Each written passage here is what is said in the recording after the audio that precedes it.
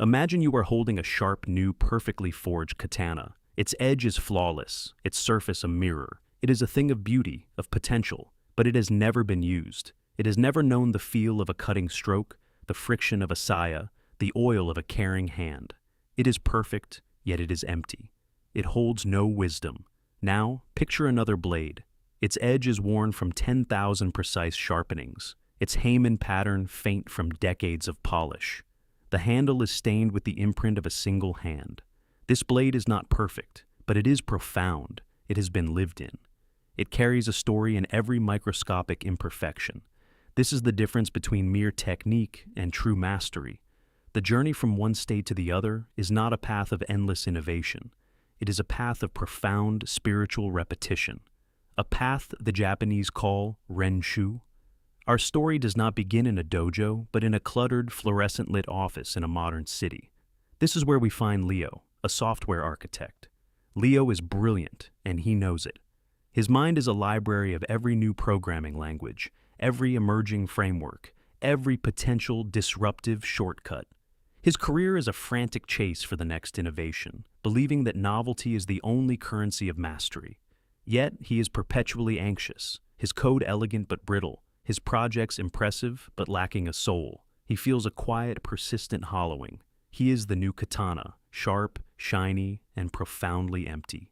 His breaking point arrives not with a dramatic failure, but with a whisper, staring at a cascade of complex code meant to solve a simple problem.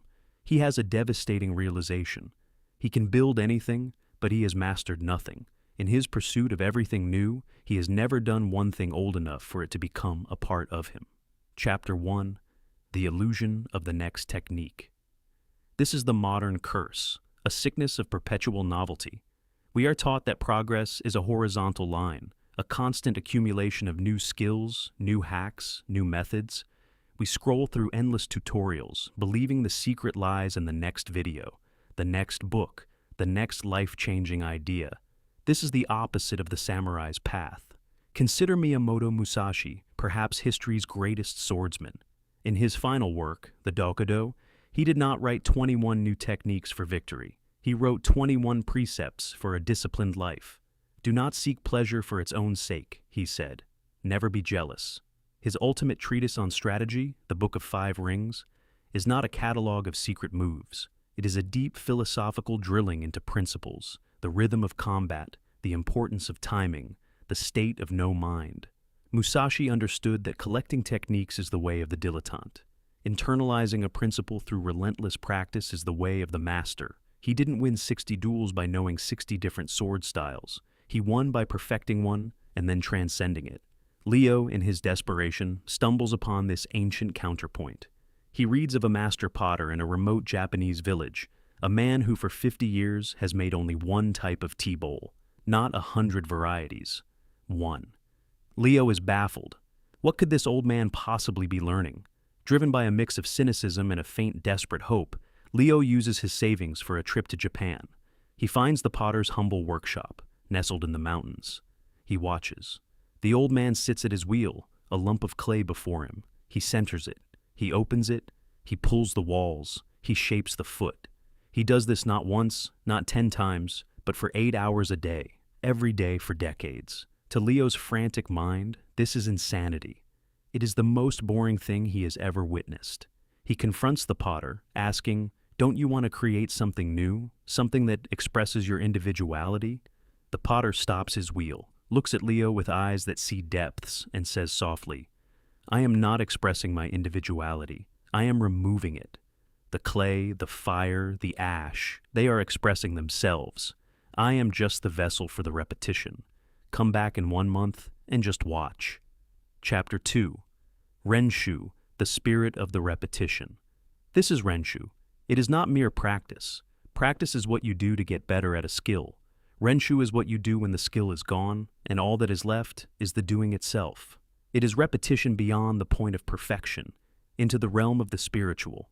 The samurai did not practice a single sword draw, or iaijutsu 10,000 times to get faster, though that was a result. He did it to erase the intention of the draw. The draw must become like the heartbeat, like blinking. There must be no Leo deciding to draw, No thought of an opponent, no fear, no ambition. There is only the draw, and the universe folding into that single, inevitable motion. The action wears a groove so deep into the soul that the self falls into it and disappears. This is the state of mushin, no mind. It is not achieved through innovation, but through elimination. Elimination of doubt, of hesitation, of superfluous movement, of the ego that shouts, "Look what I can do." Leo reluctantly stays. He rents a small room in the village. The potter gives him a single task, wedging clay. Not throwing, not glazing. Just taking hard, dry clay, soaking it, and pounding it for hours to remove every single air bubble. For the first week, Leo is in agony. His body hurts. His mind screams in protest at the monotony. He is convinced this is a waste of time. But with no emails, no notifications, no new frameworks to learn, his mind begins to quiet. He starts to feel the clay, the subtle differences in resistance when a bubble is present, the exact sound of a perfectly wedged lump hitting the table. He is not thinking about clay. He is becoming clay. The action starts to wear a groove in him. The frantic, scattered version of Leo begins to soften at the edges. He is not adding a skill. He is being worn down to his essential core, like a stone in a river. This is the first gentle embrace of wabi-sabi. Chapter 3.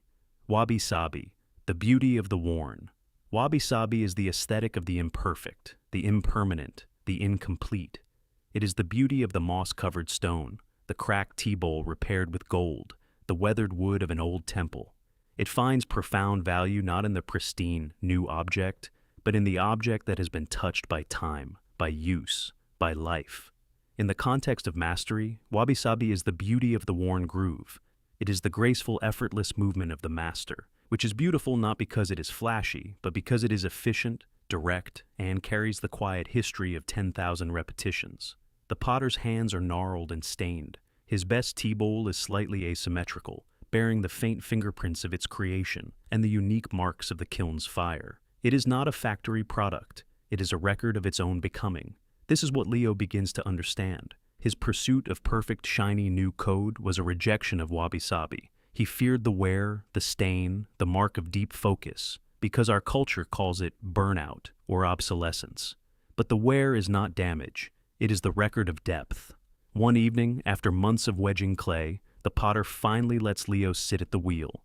"Center the clay," he says. Leo tries, his hands now stronger and more sensitive from the endless wedging, feel the clay's vibration. But he cannot center it. It wobbles, collapses. He tries again, and again. For weeks, his only task is to center a single lump of clay. The old frustration returns, but it is different now. It is no longer the frustration of impatience, but the deep, quiet frustration of a man confronting a mountain. He is not fighting the clay. He is in a conversation with it. His mind is silent, fully engaged in the feedback loop of touch, pressure, and sight. Then, one day, it happens.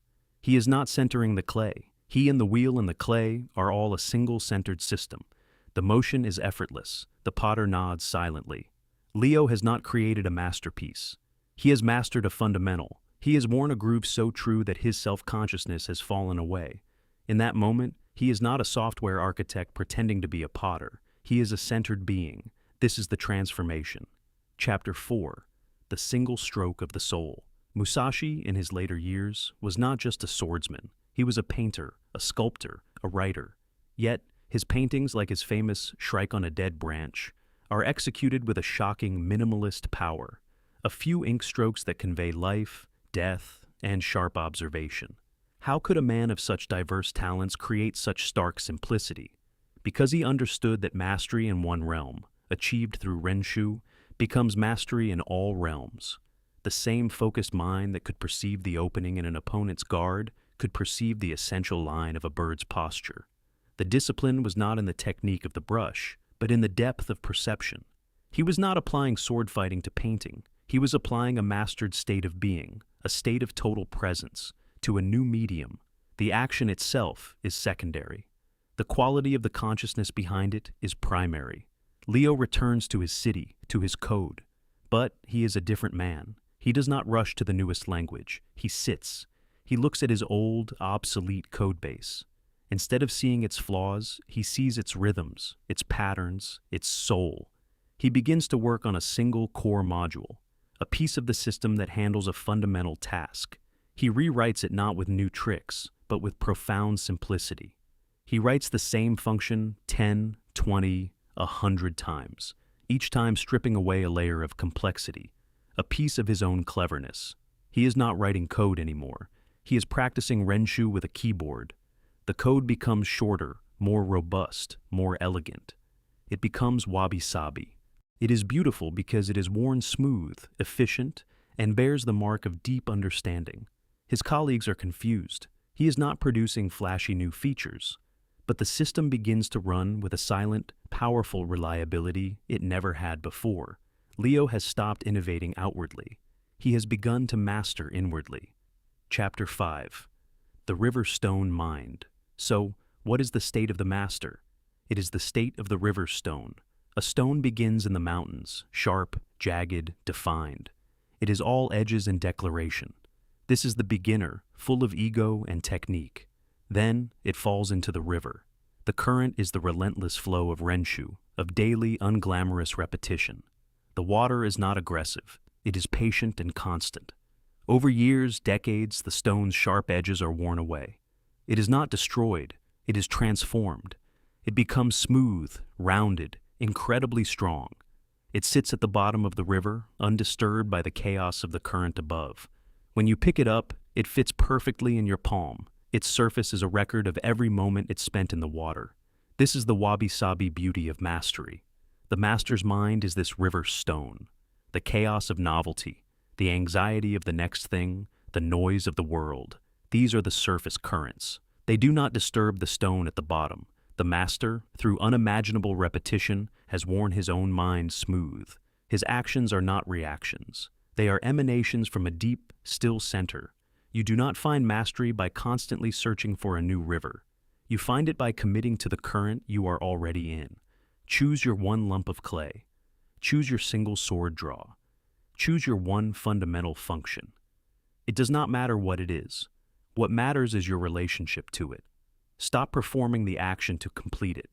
Start performing it to lose yourself in it. Do it until the technique disappears. Do it until you are no longer the person doing the thing, but the thing being done through the person. Your hands will become stained. Your tools will become worn. Your mind will develop grooves of quiet focus. You will accumulate the beautiful, irreplicable imperfections that are the signature of depth. You will no longer seek to be a sharp, new, unused blade. You will become the old katana, sheathed in silence, its every wear mark a word in the story of your soul. The path is not forward, it is downward. Drill, wear smooth, become the stone. What you have learned is that mastery is not an expansion, but a reduction. It is the process by which you move from complexity to profound simplicity, from a mind of frantic choices to a mind of unshakable presence. You have learned the ancient truth that the deepest beauty, the most formidable strength, is not forged in a single brilliant flash, but is worn slowly into existence, like the contours of stone shaped by a patient river. The true goal is not to accumulate more, but to be refined by the single, deep practice that slowly carves away everything you are not. Our time together has been a single pass on the wheel. The true shaping happens in the silence between these words, in the action you choose to repeat long after this video ends. So I leave you with a single question, the only question that matters now. What is your one worn stone? What is that single, simple action you will commit to? Not for a week or a month, but until your edges are smooth and your center is unshakable. Let me know in the comments below. I read every one, and there is profound wisdom in sharing this intention. If this philosophy resonated with you, if you felt the quiet call of depth over distraction, then consider this an invitation to continue the practice. Your subscription is a simple, silent nod, an agreement to seek the worn stone together. For those who have stayed until this final moment, who have journeyed through the full concept, I offer you my sincere gratitude. Your attention is the rarest of currencies, and I do not take it lightly. Until our paths cross again on this quiet road to mastery.